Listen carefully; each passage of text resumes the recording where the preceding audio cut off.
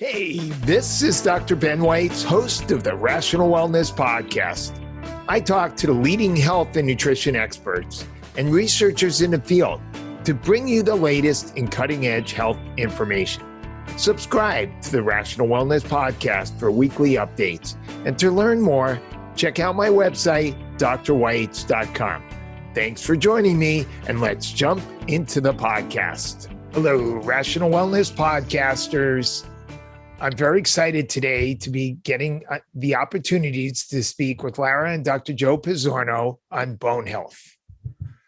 Lara Pizzorno is the best-selling author of a previous book on bone health, Your Bones, How You Can Prevent Osteoporosis and Have Strong Bones for Life Naturally.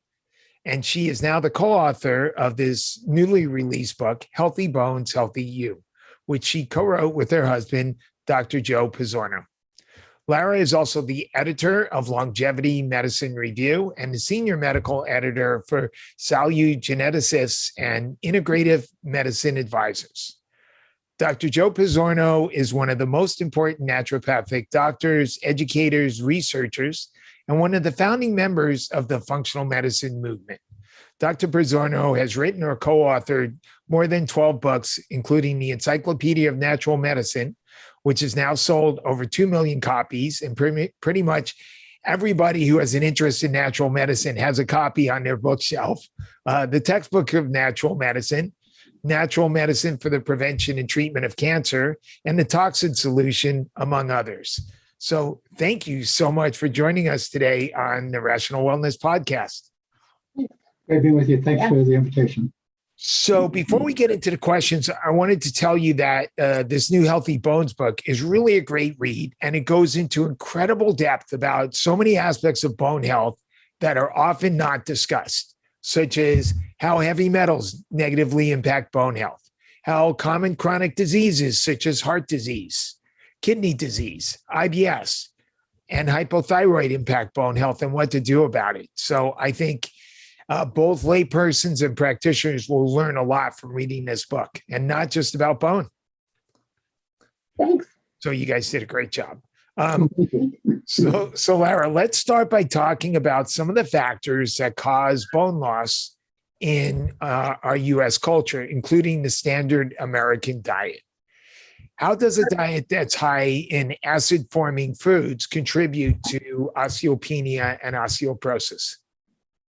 Well, when the pH, the overall pH of the body is not in good balance, your body will constantly try to reestablish that healthy balance because many cellular activities can't happen properly. The enzymes won't activate unless they're at a certain pH level.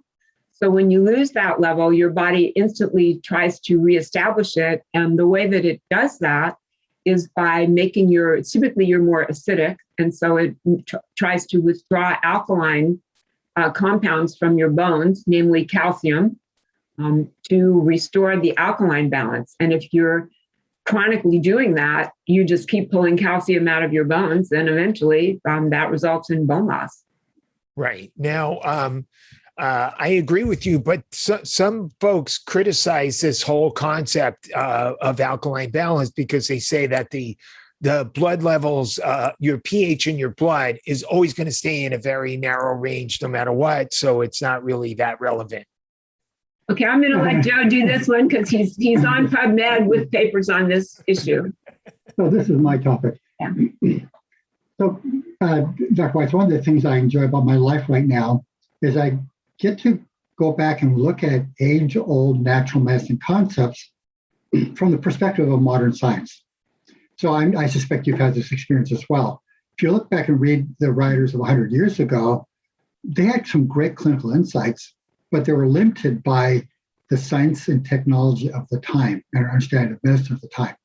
So when they started to notice that people who ate what they thought was an acid-forming diet seemed to be less healthy than people who ate an alkaline-forming diet, they started advising people who eat more alkaline-forming diet.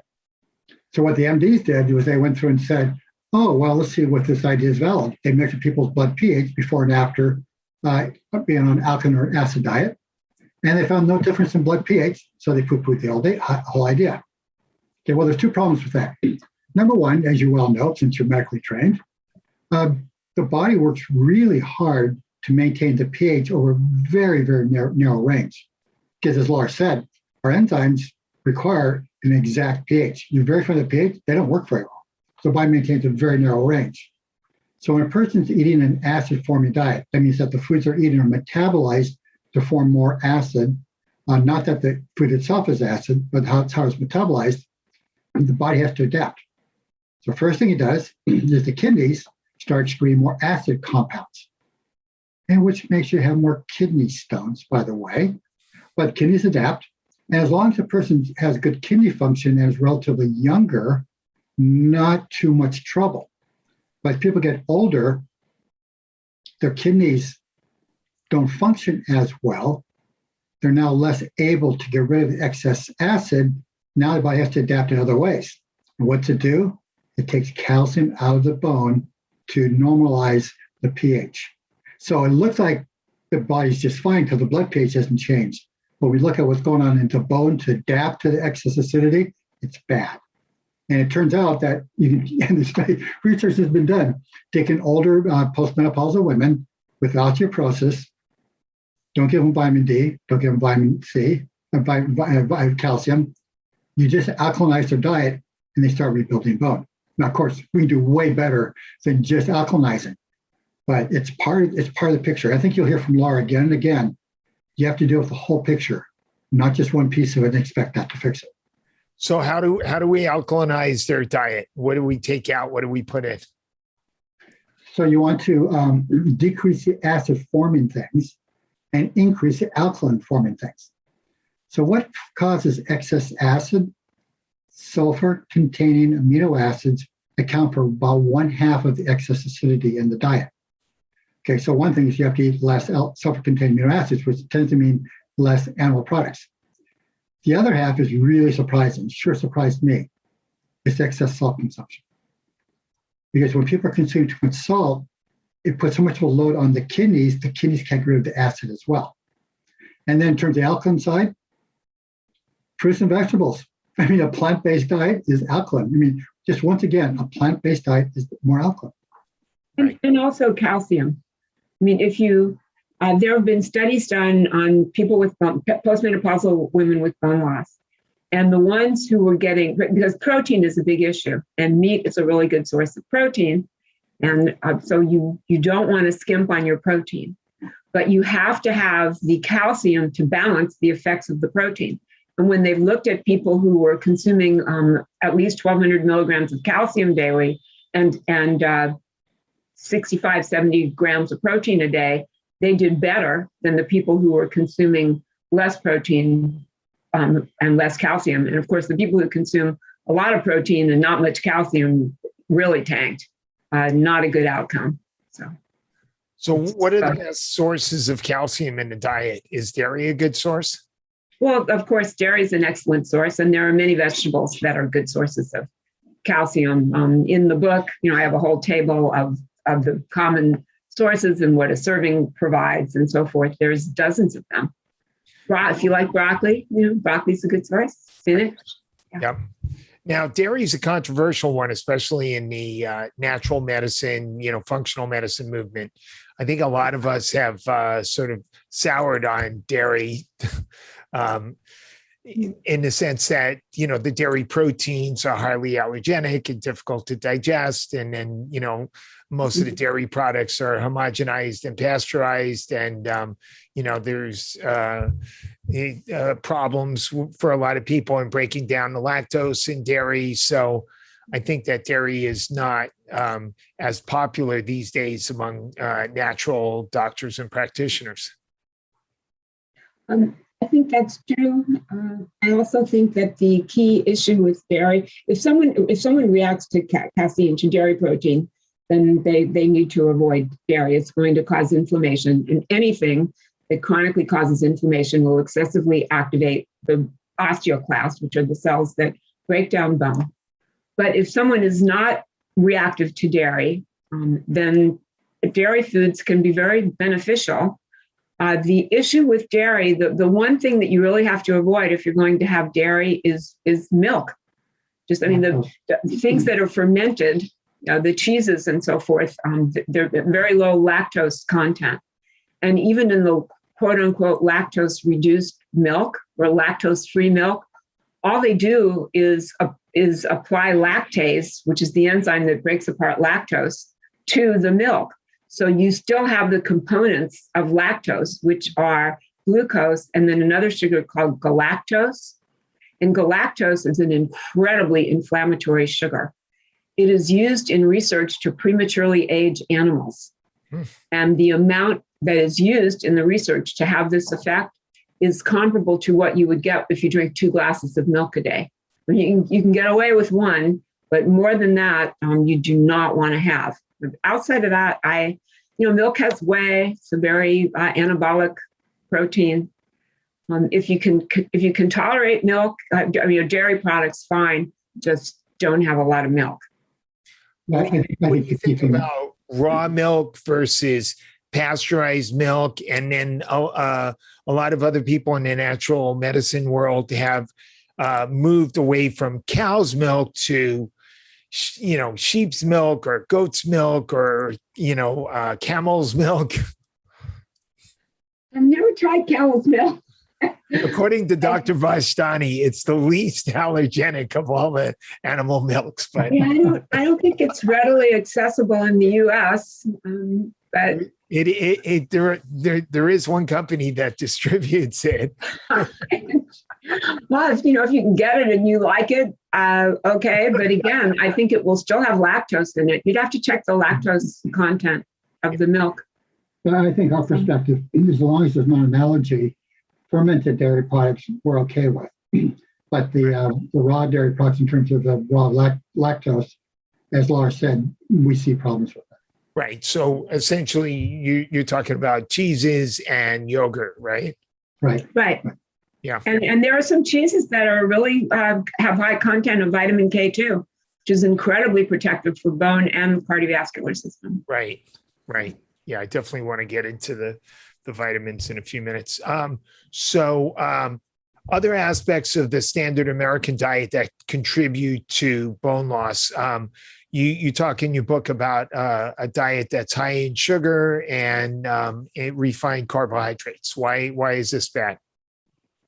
Because those cause insulin spikes, and and when sugar is in the bloodstream and it's not absorbed well into the cells, it's very inflammatory. Okay. And what is the role of unhealthy fats in bone health, and which fats are healthy and which fats are unhealthy? Well, the healthiest fats are the omega-3s, properly balanced with omega-6s, which are also helpful when they're in a good, no more than a 4-to-1 omega-6 to omega-3 balance. Both types are helpful. The unhealthy fats are the too much saturated fat. And of course, the trans fats are extremely unhelpful in any amount. And those are really in processed foods primarily. So you want to limit trans fats as much as you can.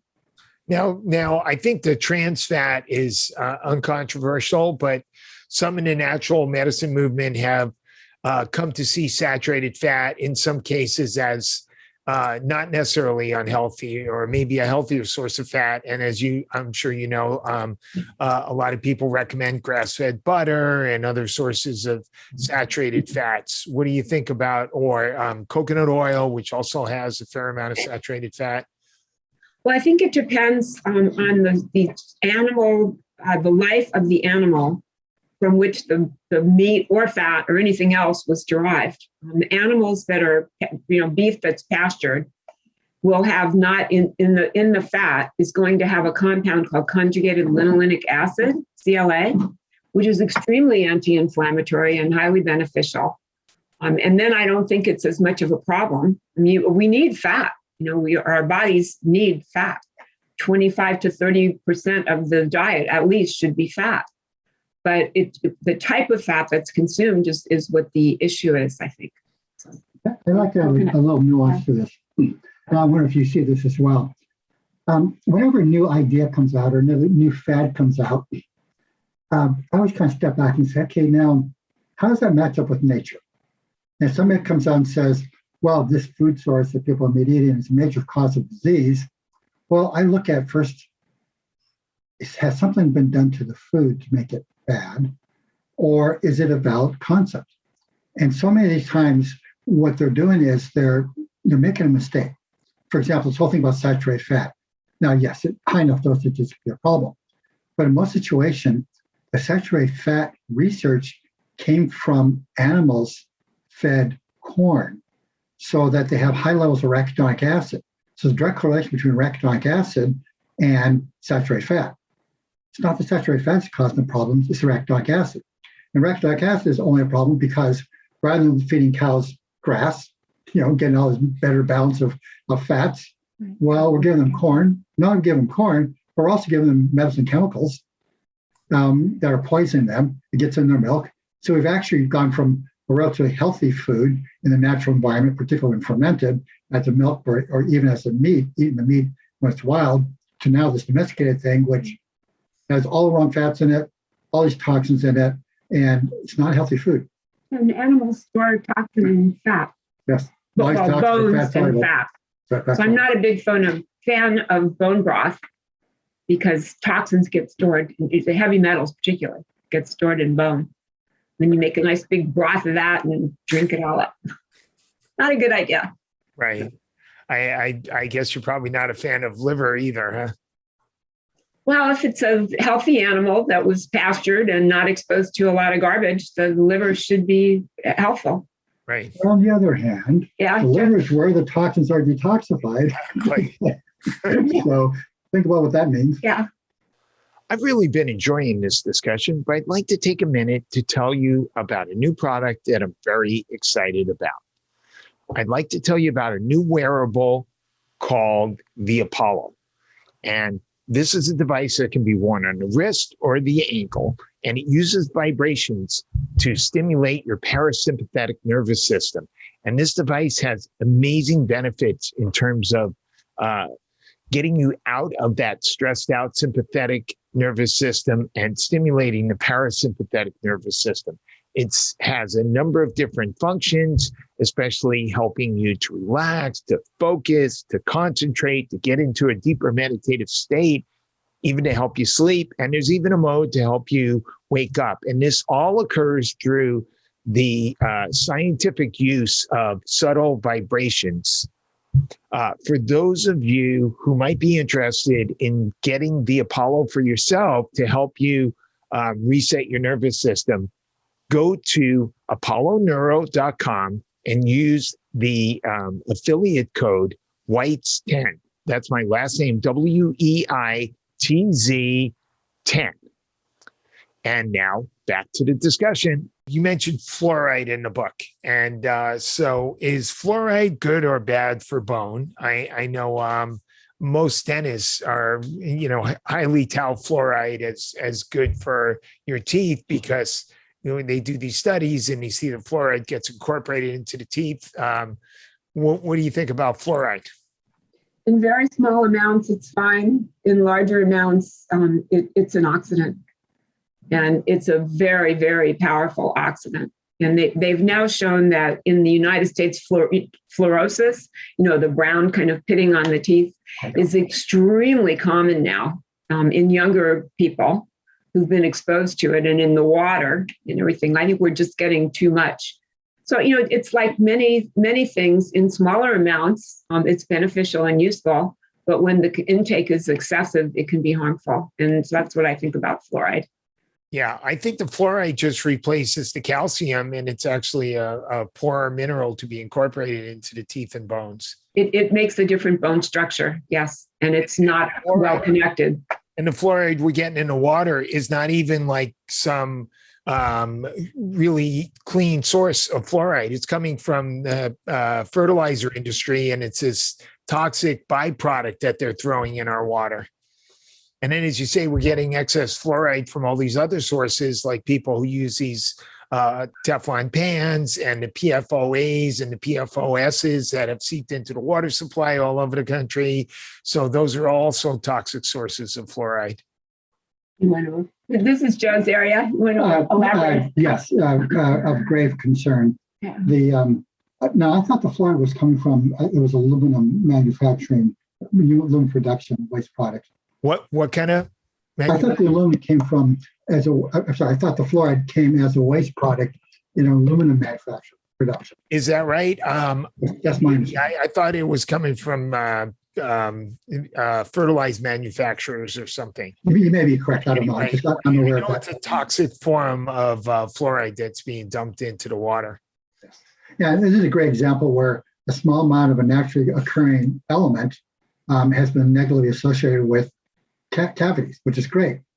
That means we put in a bunch of a different form of fluoride into our water supply and saturate people with water supply, with toothpaste, with getting their mouths washed by dentists. Now we're way overloading our systems for fluoride. And there's some pretty worrisome research on fluoride. So I don't want to get into that because we're getting beyond the scope of this book, but people need to be careful. That's one of the great things about this book is you mentioned some of the concepts like heavy metals that most people don't think of as being associated with poor bone health. But you got to take all those into consideration if you're really going to take a functional medicine approach to bone health. And those can be some of the keys. And, just taking vitamin D and calcium is not enough. So let's get it. You mentioned other heavy metals that play a potentially negative role on bone health. You mentioned in specific lead, cadmium, and mercury.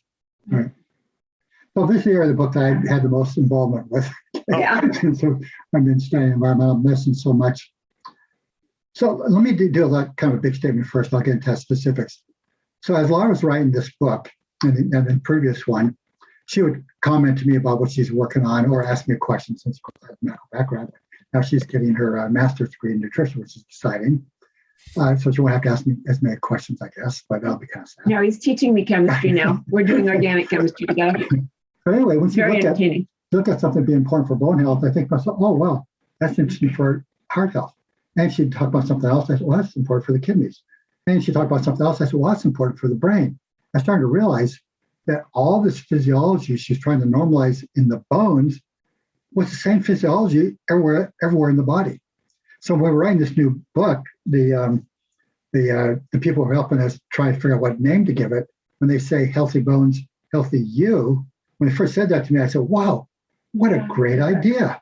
Because the things we do to make the bones healthier make everything else in the body work better as well. Right. So cadmium is an example. So cadmium causes a lot of damage, and a lot of the damage is in the bones and the kidneys.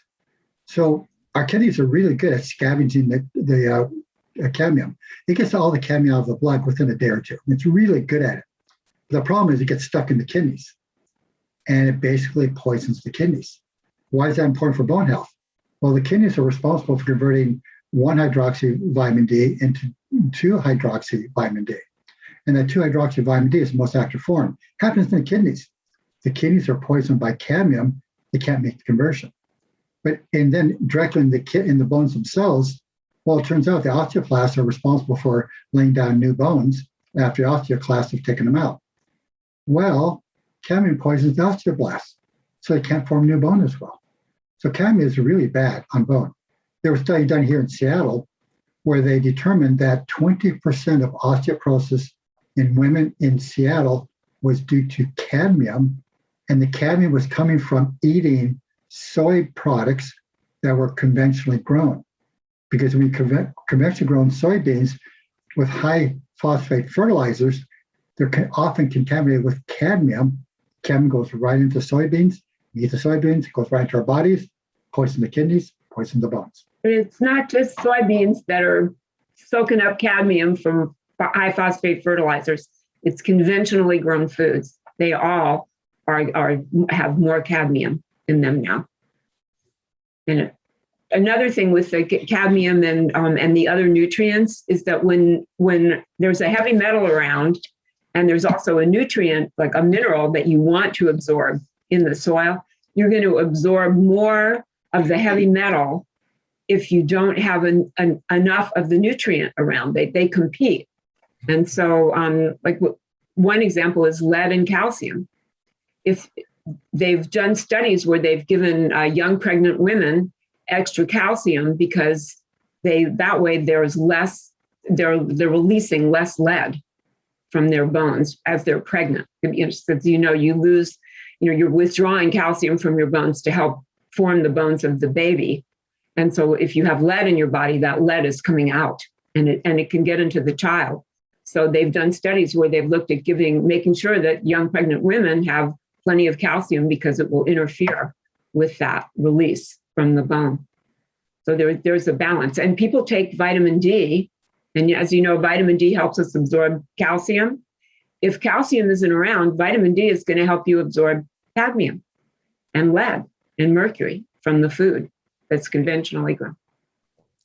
Cool. Maybe we should segue into your story, which I know involved finding out that you needed a lot more vitamin D. Maybe you can tell us about your story about bone health. Sure. Well, Joe and I were I was in my early 40s. I'm now 73 and I have really great bones. But when I was in my early 40s, we were at a medical conference and we went to the exhibit hall and they were showing a new piece of equipment that doctors could have in their office that was, reasonably inexpensive for clinicians. And it would check your bone mineral density in your ankle. And this is like 30 years ago now. And so DEXAs were being used, but they weren't as frequently being used and there was less awareness. And the machine for the doctor's offices was so much less expensive. They were selling it to say, get this in your office. And then if someone tests badly on this, then you make sure you get them in for the big DEXA x-ray. So we went over and I got checked and I'm healthy. I follow everything that this man tells me to do. And I've been very healthy. And even though osteoporosis, everybody in my family had osteoporosis, I thought, oh no, not me. I eat right, I exercise, etc. I already had severe osteopenia. I was about 45. So this is well before menopause. So that's what started our little adventure into trying to figure out what on earth was causing this.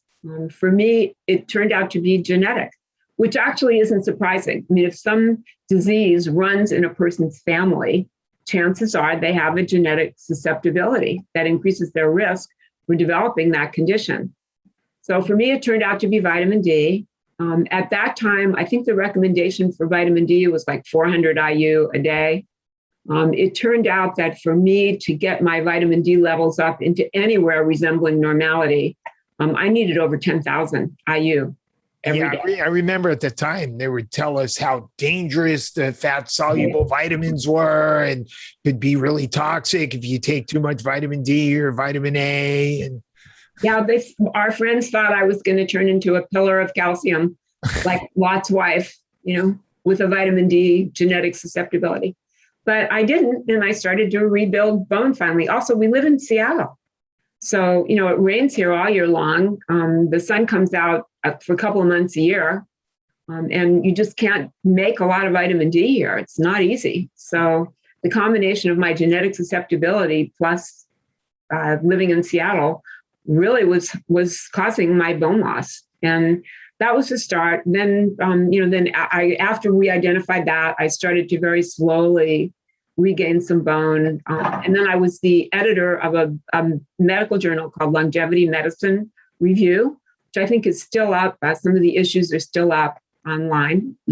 And I was asked to write a paper on vitamin K. And so I started reading all the research on vitamin K. And I thought, wow, this is really important, especially vitamin K2, which pretty much no one knew about.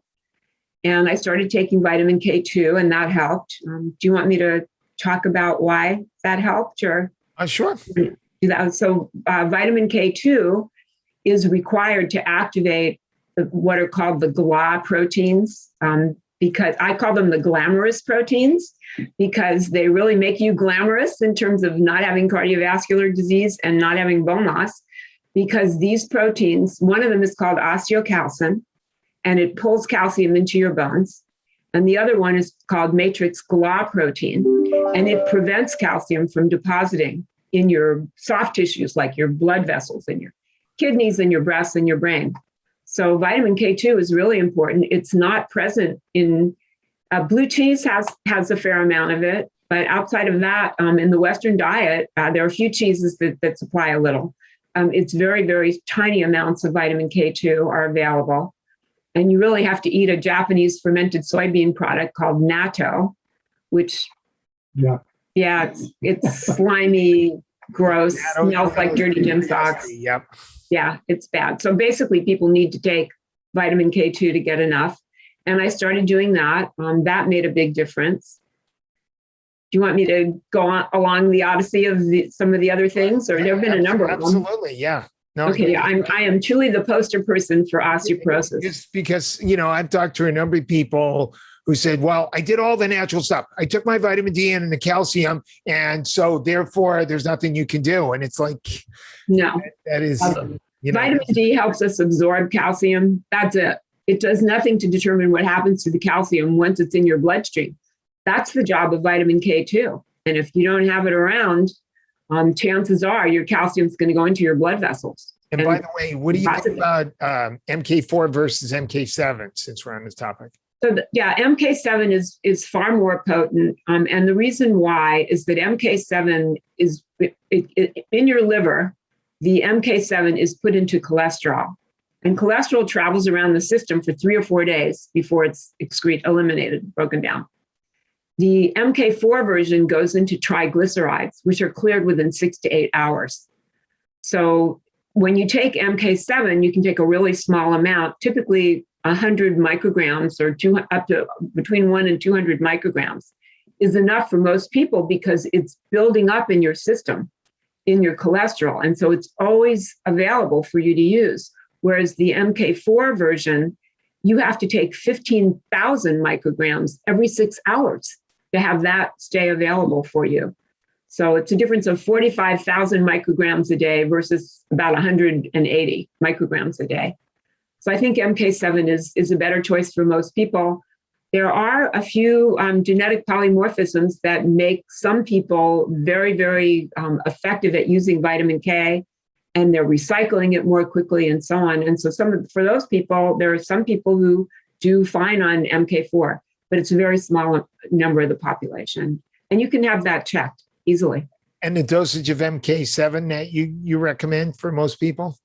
Well, it's 100 to 200 micrograms is enough for most people, but it really depends on, there's a balance that you want to achieve between vitamin K, vitamin D, and vitamin A. They all work together. Your intake of vitamin D and vitamin A should be pretty comparable. They balance each other. And then vitamin D actually increases your production of the proteins, osteocalcin and matrix clot protein, that you need to have vitamin K2 around to activate. And so if you're taking more vitamin D, you need a little more vitamin K. So there's a chart in the book where I say if you need this much of vitamin D, you need this much vitamin A, and you need this much vitamin K. But typically it's 100 to 180 micrograms for vitamin K2 in the MK form. And if you already have kidney disease, like chronic kidney disease or cardiovascular disease, then in the research, they're using dosages of 360 micrograms per day. And it's extremely safe. There's not even a tolerable upper limit set for vitamin K2. It's so safe. Right. Good. Yeah. So let's hear the rest of your story. What were some of the other key factors in helping you overcome your bone issue? Okay. So there was K2. And then I grew up in Florida, and I've developed lots of precancerous, skin problems, basal, squamous skin cancers. And I finally realized that I wasn't getting enough vitamin A. You need this comparable amount of vitamin A and vitamin D balance each other's activities. And you really need both of them. And we don't eat meat. So that liver you were talking about, we don't do that. There aren't a lot of other really good sources of vitamin A. And beta carotene is not vitamin A. And about over 80% of people do a lousy job of converting beta carotene into vitamin A, which I also hadn't known about. I wrote a couple of review articles on vitamin A, and I learned all this stuff. Then I started taking vitamin A. So that was another thing that I learned. I try to take as much comparable amount of vitamin A to vitamin D. And because we do not eat meat, I need to take it as a supplement.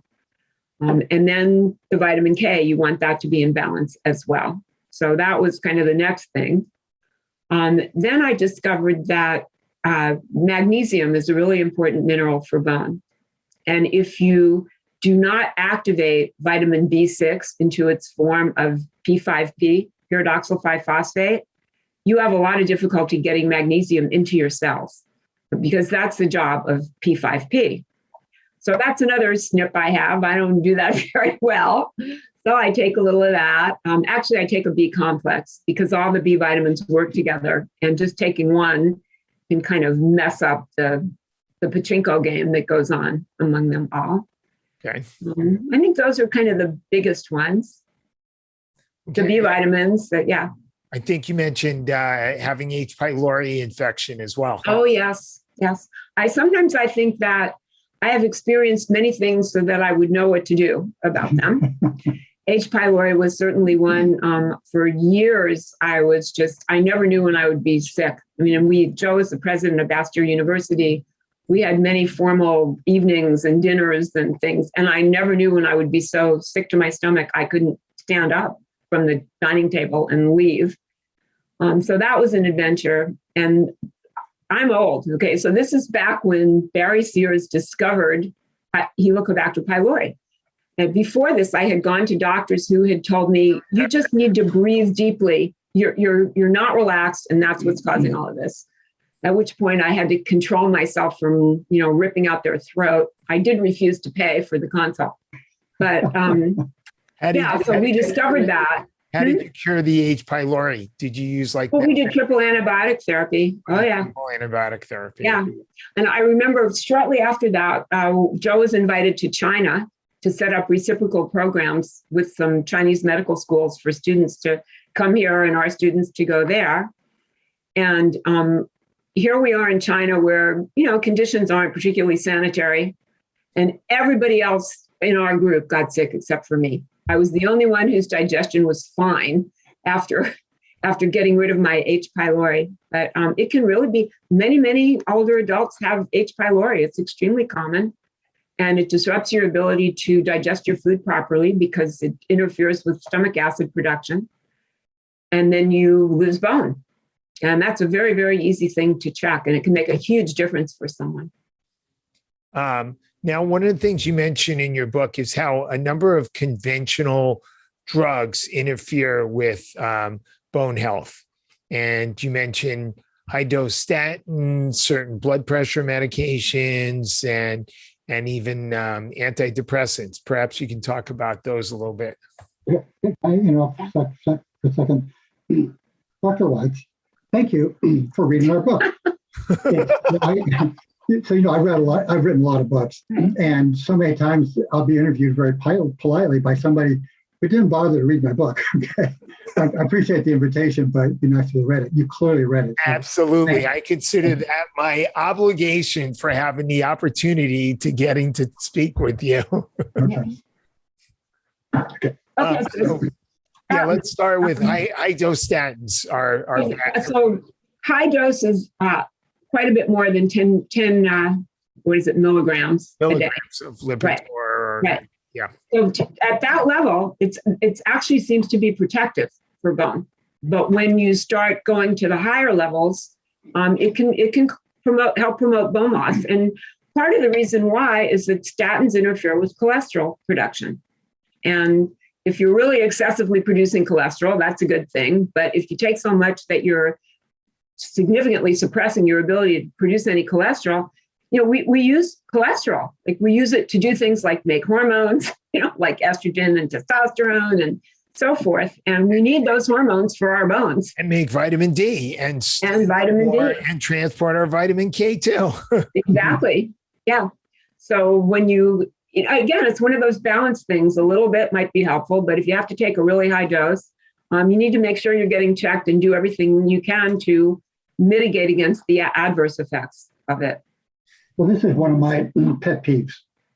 So I wrote an editorial about 3 years ago now, and you can go to PubMed and read if you want, entitled Vilification of Cholesterol for Profit. Yeah. Okay. So you may recall new standards came out that's basically said 50% of people over the age of 40 should be on a statin drug because they're so safe and they're only beneficial. And they quoted a very large study, 10,000 person, double-blind, placebo-controlled study. Well, that's pretty impressive. And here's where there's a problem when you look at the abstract versus reading the study. So you look at the abstract, wow, that's pretty impressive. I guess statin drugs are safe and they have benefit. But when we actually look at the data, the way they did it was this 10,000 person trial started with an open label trial. What that means is everybody got the statin drug. Then anybody who had an adverse reaction was removed from the trial. And then those who were left over, half got statin drug, half got placebo. And they found 1% adverse drug reaction to the statin drug. Well, that sounds pretty good. But you ask yourself, now how many people did they remove from the study? Well, of that 10,000, they removed 3,000. Okay. So 30% of people had a reaction. Now, of course, some of those could be placebo and not real. But then when you do the post-marketing surveillance about what percent of people have an adverse reaction to statin drugs, guess what? It's 25 to 30%. So they basically, from my perspective, created a study designed to produce the result they wanted rather than valid information. You know, those of us in the natural world who are seeing patients have known this. We see so many patients who complain about the muscle aches and the brain fog and all the other side effects they get from statins. And meanwhile, you know, they're publishing these results, as you said, showing like, 2% of the people have these side effects.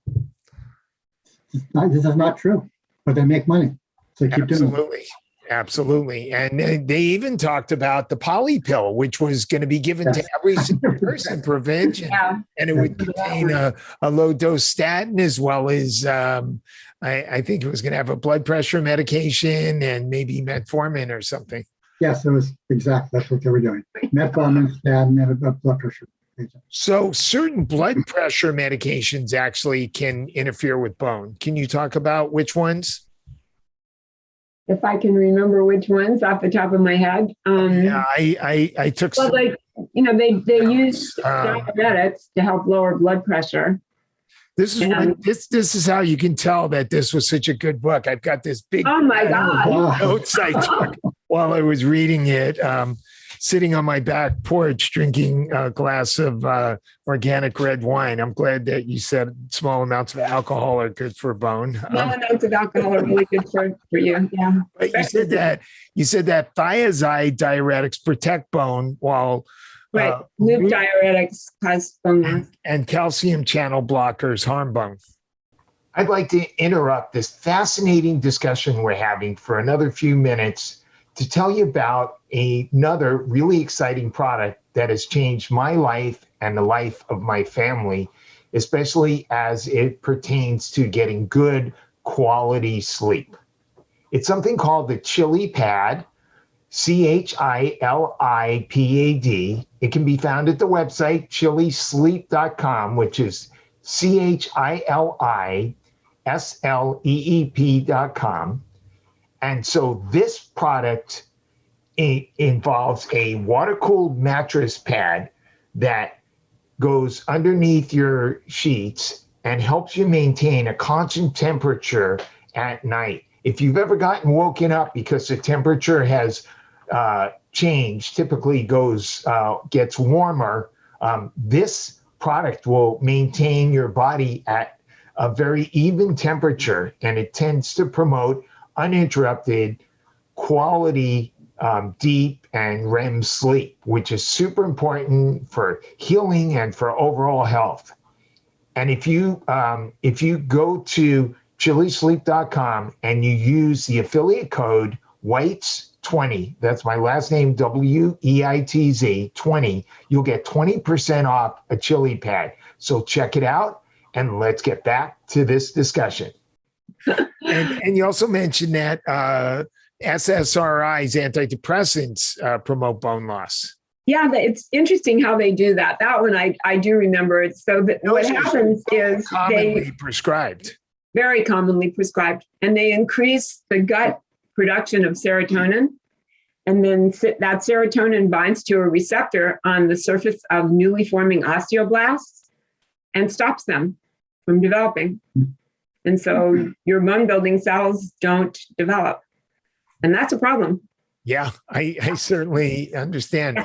So let's talk about calcium supplements. And We've known for a long time that calcium is beneficial, but of course, when a few of these studies came out showing that calcium increased risk for heart attack, everybody freaked out. And now it's like, no, you can't take calcium, just take vitamin D. Or if you're going to take calcium, just take a little bit, because if you take a lot, it's going to line up, it's going to, calcify your arteries.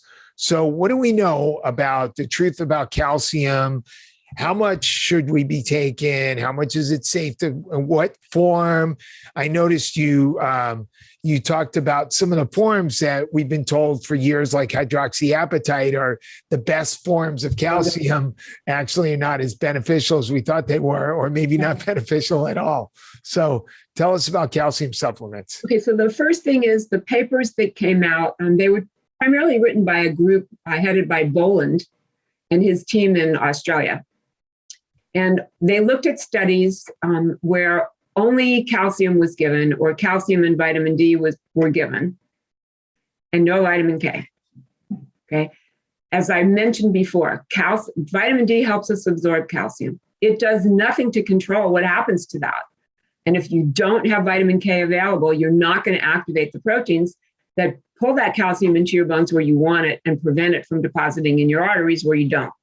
So that is essentially the answer to that issue. You've just got to have the nutrients work together, and you need the team, not just one or two of them. And by the way, one of the reasons why they did some of these studies is because earlier studies had shown that people who consume more calcium had a lower risk of heart problems. Interesting. Yeah, the whole hard water thing, calcium, magnesium. Yeah, maybe it was magnesium as well, because those two have to be in balance too, and that's another big problem in the modern world. Let's finish with the calcium first. Okay. So what kind of calcium? So on types of calcium, the reason that hydroxyapatite is not more effective, two reasons that I really don't like hydroxyapatite. One, it's hyped, it's overpriced, it's really expensive, overpriced calcium. And when you consume it, you're in your stomach, your body is going to break it apart. Okay, the calcium ions, if you produce any stomach acid, the calcium ions are going to be released from whatever their partner is. And then you'll absorb the calcium ions. You do not absorb it as a blob, okay? You absorb calcium ions, and then the apatite is very, very high in phosphorus. And high phosphate levels are one of the problems with the American diet, largely because of phosphate additives in all the processed foods. I wrote a review paper on this. It's on PubMed, entitled Canaries in the Phosphate Toxicity Coal Mines, which is what we are. The latest research has shown that they've known about this for people with kidney disease for a long time, but now they've discovered that high phosphate intake is causing cardiovascular disease in everybody, not just people whose kidney function is impaired. And increases the rate at which the kidneys degenerate. Right. So I don't think adding more phosphorus, phosphate to your taking that as a supplement is really a good idea. So I don't suggest taking that. If you do not produce any stomach acid, then calcium citrate is going to disassociate even without any stomach acid present, but it has a lot less calcium ion in it than calcium carbonate. And they've done many studies showing that people who produce stomach acid, calcium carbonate is fine.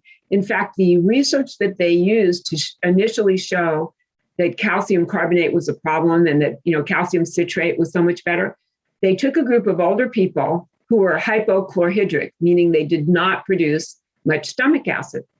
And they tested them before breakfast when they were fasting. They gave them a supplement. They didn't produce stomach acid in response to the supplement. They didn't absorb any calcium. They took the same group of people, and they didn't report this part of the study, and they gave them breakfast. And guess what? They absorbed their calcium just fine. So I think there's a lot of misinformation. Studies have been used to promote various products in a not very truthful way. On the other hand, calcium citrate probably has the added benefit of citrate being a sort of an alkalizing agent. Absolutely. Yes. Yeah. But how much calcium in supplement is it safe to take?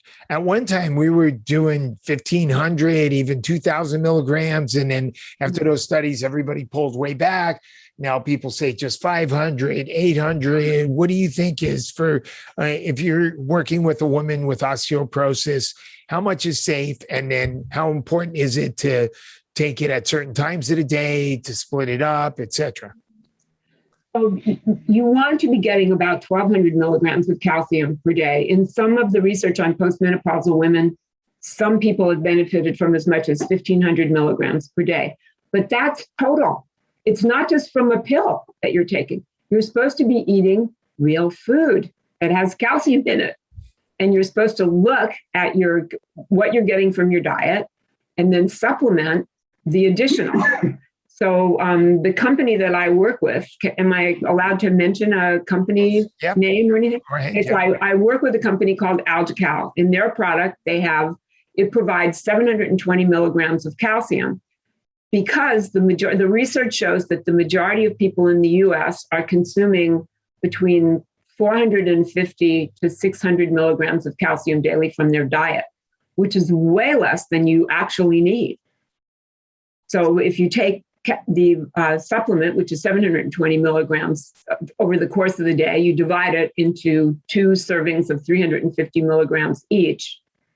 Then the total from your diet and the supplement comes out to between 12 and 1,500 milligrams daily. Now the fractional calcium absorption, which is how much of the mineral you're actually going to absorb from what you took, what you swallowed, tops out at 500 milligrams. After you have consumed 500 milligrams of calcium, the transport mechanisms, the compounds in your gut that help you absorb the calcium will be maxed out. They can't carry anymore. So don't consume more than 500 milligrams of calcium. At one time. Yeah. And then you need, 3 or 4 hours for things to reestablish themselves and for those transporters to be available. Better with the meal, better in the evening. What do you think? Definitely better with a meal. You cannot release the calcium ions from food matrix or from their stabilizing partners, like calcium bound to carbonate. It won't release without the presence of stomach acid. And we produce stomach acid in response to a food intake. So definitely with a meal, whenever you eat. Now, the reason for taking it at night is because some of the studies seem to indicate you lose bone while you sleep. Well, that's why I suggest that people take strontium at night, because bone renewal. So bone renewal is a housekeeping function, right? Just like all the repair functions. And those ramp up at night when we're not busy doing a lot of other things. So it's best to, I suggest that people if they take strontium, they should take it at night. They'll get the most benefit from it at night. Okay, so calcium with meals, maybe split it up, no more than 500 milligrams at a meal. And then let's get into strontium, because that's a controversial compound. And I've talked to other bone experts who were very negative on strontium. And you write in your book that that's partially because some of the studies of this prescription form of strontium rhelinate, or strontium ranelate were potentially harmful. Right. So when Servier, the company that created strontium ranelate, developed it, they did so because they looked at over 100 years of research showing that many, many different natural forms of strontium were beneficial and caused no adverse effects. Then for some reason that to make it pen. Yeah, to make it, well, yeah, but why they picked ranelic acid, which is a toxin, to combine it with, God only knows. I mean, I so wish they'd put it with something that wasn't toxic, because it would have been a fabulous drug and a lot of people would have benefited. But they combined it with this toxin. And when you consume that, just like for calcium, the strontium ions disassociate from the toxin. And the claim was that ranelaic acid wasn't going to be absorbed and it wasn't going to do anything. Well, that wasn't true. And there's now been research that shows that it's absorbed and it has adverse effects. And it's part of the group of aromatic compounds that cause things like rashes, Dress syndrome, blood clots, and all those things that are the adverse effects of strontium ranelate. But in the research on natural forms of strontium, there have never been, in more than 100 years, none of these forms of strontium have caused any of these adverse effects. And strontium, it is so beneficial for bone. It acts through so many different mechanisms, both to increase osteoblast activity, increase calcium absorption. There's even a special calcium receptor that only responds to strontium. It's activated by strontium and helps you absorb more calcium. And then strontium also helps lessen osteoclast activation, the cells that break down bone. So it's a really incredible. It's a natural bisphosphonate. Well, bisphosphonates only poison osteoclasts. Right. That's all they do. Right. Okay. That's a good point. So strontium citrate is the form you like, right? Right. And again, the citrate is alkalinizing. So that's helpful. What's the ideal dosage? Well, it depends. Just like everything else. If someone has frank osteoporosis, then they would probably benefit from the typical dose, which is 680 milligrams per day. But if someone's bones are in good shape, where they only have osteopenia, they can do a half a dose and they'll still get benefit from it. There have been studies showing benefit from that. Once my bones were in good shape, I stopped taking strontium until I wrote the big review of strontium, and I learned all the ways that it supports healthy bone renewal. So I started taking a half a dose, and that's what I do. Also, strontium also helps you sleep better. It helps tune down some brain activity that would keep you awake. And I find it really helpful for that. Okay. And now we should have magnesium in a 2-to-1 ratio, calcium to magnesium. You recommend that in the book? Yes. And that is a big problem because everybody's taking calcium and vitamin D with nothing else. The standard American diet is really depleted of magnesium because of the way food is grown. You want to talk about that? And then that balance is off. And when it's off, it promotes lots of bad things, not cancer, as well as bone loss. So it's really important that people get. I talked to one doctor who's an expert at bone, and he said that he looked through all the literature and he couldn't find any literature that substantiated this 2-to-1 calcium magnesium ratio. If you send me his email, I'll send him a bunch of papers. Okay. I mean, it's there for sure. Yeah, actually, I was curious about that as Lara was digging into it, because I always heard 2-to-1, but I never saw any research. So when Lara actually dug up some research on it, I was quite intrigued. And I was surprised that it was actually 2-to-1. So 2-to-1 calcium to magnesium. And then what other nutrients are synergistic? Well, a lot of trace minerals. If you skimmed the book, you saw a whole list of them. You mentioned boron. How important is boron? Oh, boron is my favorite trace mineral. I actually wrote a paper on that too. It's on PubMed. It's called Nothing Boring About Boron.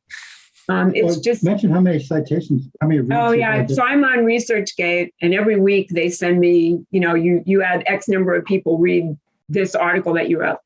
Over 3,000 doctors have read boron now. Wow. Yeah, and a lot. Nothing boring about boron. Yeah, there's nothing boring about it.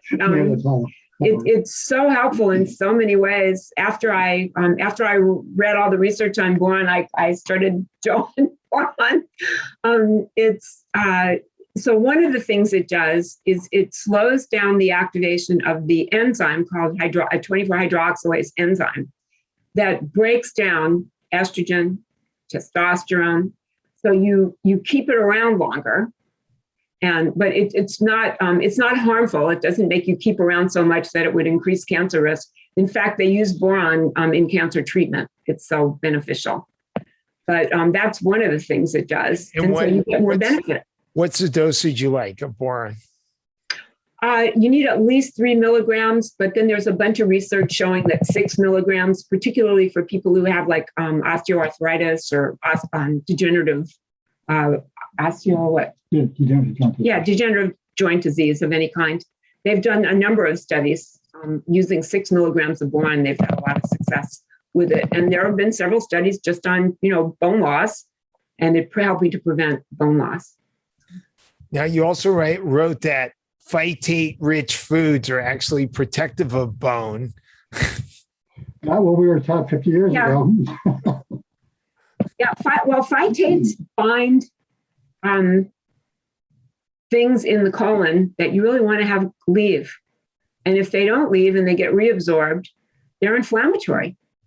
And again, anything that promotes... Right, Dr. Gundry's not going to agree with you on this. No, that's okay. I'm happy to disagree with him. So let's hit one final topic, which is exercise. And what is the most effective form of exercise to improve bone density? And I've looked into some of the data on the type of exercise that's beneficial, and most people recommend some form of resistance training or weightlifting, and yet a number of the studies really didn't show much benefit, and some of the studies have shown that ballistic or high impact loading is necessary to really turn around bone and stimulate bone building. And I know that this is controversial. Do you really want to take somebody, who's older with osteoporosis and have them do ballistic training and suffer compression fractures? And this has also led Dr. John Jaquish, who I interviewed previously, to create his OsteoStrong centers, where he has these machines that load your bones to supposedly 4 times your body weight. So I know there's a lot of controversy. What do you think is the best way for us to exercise to strengthen our bones, and what's safe for osteoporotic patients? Well, I think the most important thing is weight-bearing exercise every day for an hour. This stuff of, come into my facility and in 20 minutes once a week, you're going to rebuild your bones. Not happening. 10 minutes. Yeah, bones need stimulation. When the muscles are stressed and the torque is applied to bone, the type of cell in bone, which actually the most prevalent type of cell in bone, they're called osteocytes, and they're mechanosensors. And they start the bone renewal process, and they don't start it until they're activated, and they're activated by weight-bearing exercise. So exercise is just critical. So that really the best type of exercise is something you're actually going to do every day for an hour. And there are several types. Having somebody do, the things where they did the pull-ups and then people drop to the floor. Right. That was the lift more trial. I don't think so. I mean, the people survived it and they didn't get any broken bones, but I wouldn't want to chance it with patients that I try to help. I think some of these people are very fragile, and you don't want to do things that is possibly going to cause a fracture. So there are 3 types of exercise that I really like that people can do in their own home, easily with very little equipment. Yoga for osteoporosis, I think, is an excellent one. It was a protocol created by a doctor, Dr. Lauren Fishman. He's an MD at Columbia, and he teaches a course for, people can be trained to become certified. And I have done his course. People who do a lot of yoga, take the training. So that's an excellent one. It's a series of 12 poses. They can be done at home. You can access the videos for them online for free. There's books out, and he has proven in peer-reviewed published research that it is effective. And what happens is you do these poses and they put torque on certain areas, and you hold the pose, and it's isometric. And it really puts torque on the muscle, and it signals those osteocytes, and they build bone. I'm also a Stop Pilates instructor. I love Pilates. It's a very safe form of exercise, can easily be adapted so that you don't do any of the C-curve type things that could cause compression, but you can get really good core strength, and it helps people stand up more erect and carry their body properly. It can really work the muscles. And then my favorite is bar 3, which is a combination of Pilates, bar, and yoga. You get all 3 types of exercises. It's an hour a day, or there are 40-minute classes or 30-minute classes. It's very accessible online. All you need is a mat, and you can do it in your own home. So I think people need to find something that they enjoy enough that they'll do it. If they're willing to do anything, ideally, would it be better to do an hour of weight training? Well, if they're doing it with someone, who's watching them, at least until they really understand how to move the weights and all, I think an hour of weight training will be helpful. But it's, part of it is when you're, and Dr. Fishman talks about this, when you're doing, say you're on a machine and you're doing a leg press, and you kind of lie back on the machine and you do the leg press, that's not functional movement. That's not how we live in our life. And I think we need the exercises that allow us to do the type of functional movements that put stress on the muscles and the ligaments and, activate the osteocytes in the bones that we actually do in our life is probably the best approach. So squats and deadlifts more so than leg press. Yeah. Be active. Yeah. In bar 3, I probably did 50 squats today with weights as part of bar 3 to music. It was fun, sort of. Cool. Great. So thank you for spending some time with us and giving us some great information. Any final thoughts for our listeners and viewers? You're a terrific interviewer. I'm astounded at the great questions and how you really looked at the book. And I think you pulled many of the most important things out of it. And I greatly appreciate your help in doing that. I hope it will be helpful to people to hear this interview. And thank you. Get this book. The name of the book again is Healthy Bones, Healthy You. And it's available Amazon, Barnes & Noble, and everywhere else, right? I think so.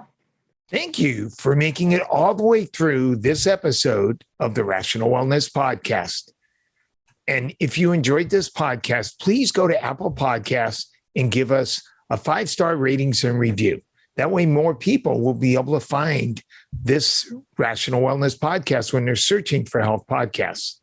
And I wanted to let everybody know that I do now have a few openings for new nutritional consultations for patients at my Santa Monica White Sports Chiropractic and Nutrition Clinic.